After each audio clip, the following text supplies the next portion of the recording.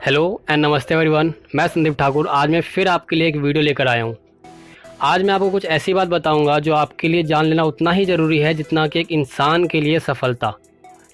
आपके लिए एक नोट भी है आज। इस वीडियो को एंड तक ज़रूर देखिए क्योंकि आधा ज्ञान ज़्यादा खतरनाक होता है। तो चलिए दोस्तों शुरू करते हैं और आज की ये स्टोरी आपको बहुत कुछ सिखा देगी। तो क्या स्कूल बच्चों को असली ज़िंदगी के लिए तैयार करता है? मेरे मम्मी डैडी कहते थे मेहनत से पढ़ो और अच्छे नंबर लाओ क्योंकि ऐसा करोगे तो एक अच्छी तनख्वाह वाली नौकरी मिल जाएगी। उनके जीवन का लक्ष्य ही था कि मेरी बड़ी बहन और मेरी कॉलेज की शिक्षा पूरी हो जाए। उनका मानना था कि अगर कॉलेज की शिक्षा पूरी हो गई तो हम ज़िंदगी में ज़्यादा कामयाब हो सकेंगे। जब मैंने 1976 में अपना डिप्लोमा हासिल किया, मैं फ्लोरिडा स्टेट यूनिवर्सिटी में अकाउंटिंग में ऑनर्स के साथ ग्रेजुएट हुई और अपनी कक्षा में काफ़ी ऊंचे स्थान पर रही। तो मेरे मम्मी डैडी का लक्ष्य पूरा हो गया था। यह उनकी ज़िंदगी की सबसे बड़ी उपलब्धि थी।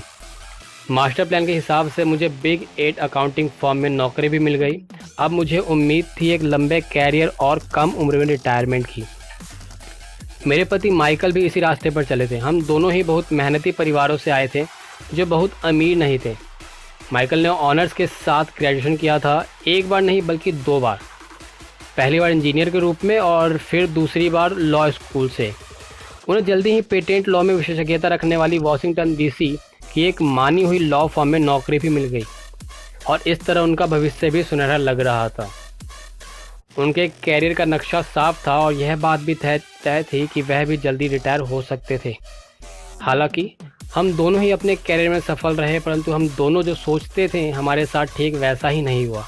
हमने कई बार नौकरियां बदली, हालांकि हर बार नौकरी बदलने के कारण बिल्कुल सही थे, परंतु हमारे लिए किसी ने भी पेंशन योजना में निवेश नहीं किया था। हमारे रिटायरमेंट फंड हमारे खुद के लगाए पैसों से ही बढ़ रहे हैं। हमारी शादी बहुत सफल रही है और सरल रही है। हमारे 3 बच्चे हैं, उनमें से 2 कॉलेज में हैं और तीसरा अभी हाई स्कूल में ही गया ही है। हमने अपने बच्चों को सबसे अच्छी शिक्षा दिलाने में बहुत सा पैसा लगाया। 1996 में एक दिन मेरा बेटा स्कूल से घर लौटता। स्कूल से उसका मोह भंग हो गया था और वह गुस्से में था। मैं पढ़ाई से ऊब चुका था। मैं उन विषयों को पढ़ने में इतना समय क्यों बर्बाद करूं जो असल ज़िंदगी में मेरे कभी काम ही नहीं आएंगे। उसने विरोध किया।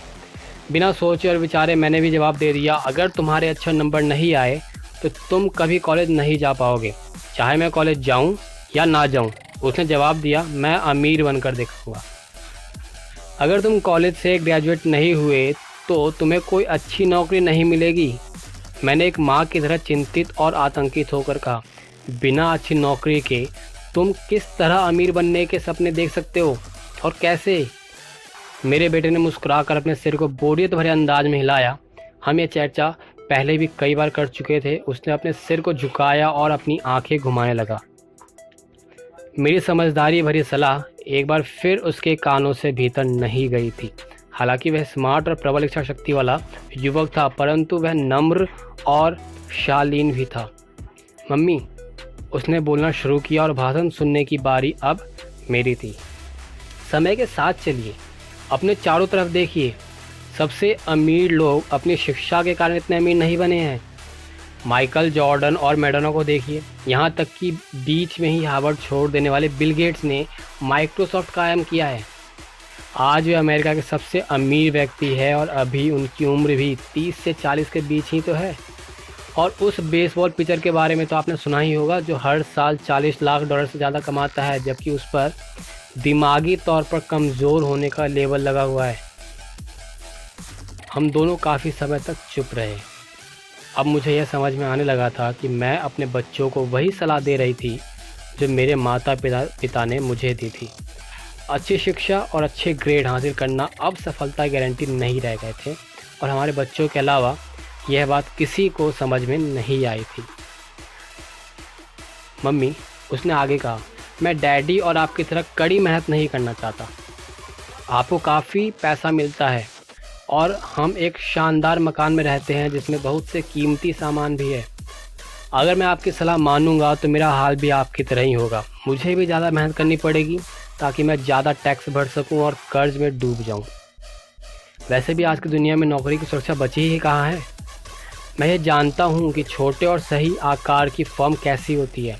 मैं यह भी जानता हूँ कि आज के दौर में कॉलेज के स्नातकों, ग्रेजुएट को कम तनख्वाह मिलती है, जबकि आपके ज़माने में उनकी ज़्यादा तनख्वाह मिला करती थी उन्हें। डॉक्टर को देखिए, वे अब उतना पैसा नहीं कमाते जितना पहले कभी कमाया करते थे। मैं जानता हूँ कि मैं रिटायरमेंट के लिए सामाजिक सुरक्षा या कंपनी पेंशन पर भरोसा नहीं कर सकता, बिल्कुल भी नहीं। अपने सवालों के मुझे नए जवाब चाहिए। वह सही था, उसे नए जवाब चाहिए थे और मुझे भी। मेरे माता पिता की सलाह उन लोगों के लिए सही हो सकती थी जो 1945 के पहले पैदा हुए थे, पर यह उन लोगों के लिए विनाशकारी साबित हो सकती थी जिन्होंने तेज़ी से बदल रही दुनिया में जन्म लिया था।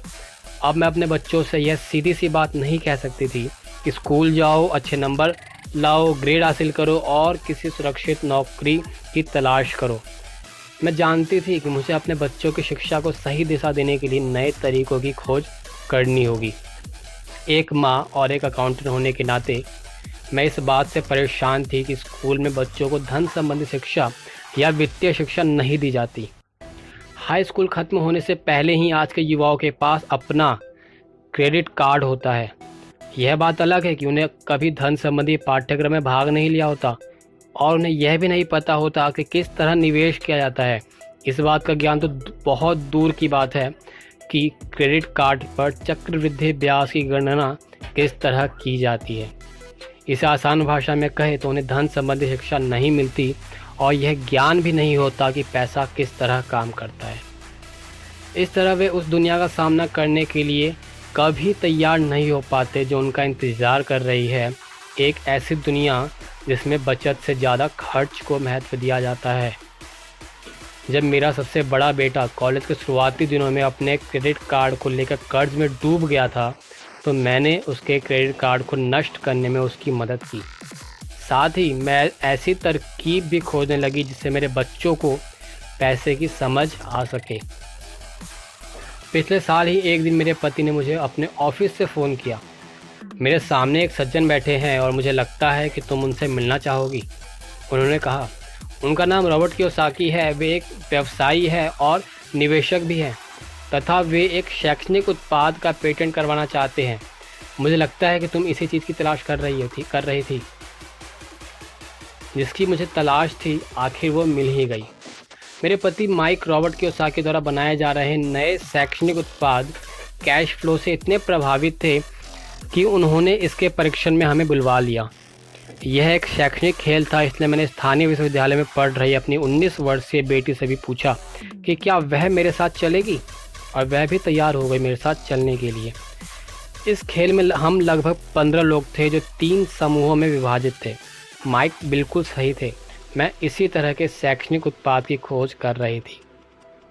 यह किसी रंगीन मोनोपोली बोर्ड की तरह लग रहा था जिसके बीच में एक बड़ा सा चूहा था, परंतु मोनोपोली से यह इस तरह अलग था कि इसमें 2 रास्ते थे, एक अंदर और दूसरा बाहर।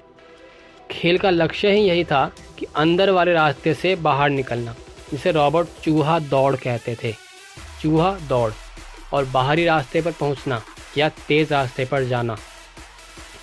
रॉबर्ट के मुताबिक तेज़ रास्ता हमें यह बताता है असल ज़िंदगी में अमीर लोग किस तरह पैसे का खेल खेलते हैं।